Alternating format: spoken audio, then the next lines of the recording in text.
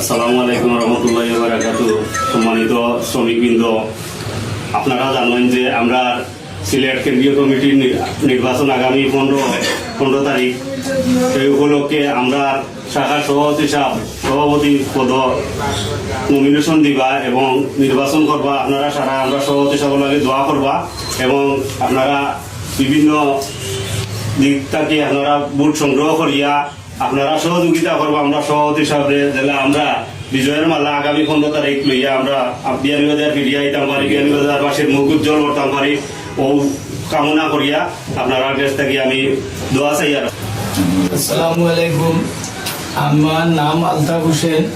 আমি college road 2097 সভাপতি, সাবেক জেলা কমিটির সহসভাপতি, মাথুরা ইউনিয়নের 6 নির্বাচিত মেম্বার।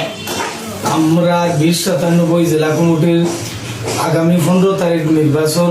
আমি সভাপতি পদে ক্যান্ডিডেট। আমার লাগে সব শ্রমিকে সিলেট জেলার দোয়া কর্তা এবং ভোট দিয়া সহযোগিতা কর্তা।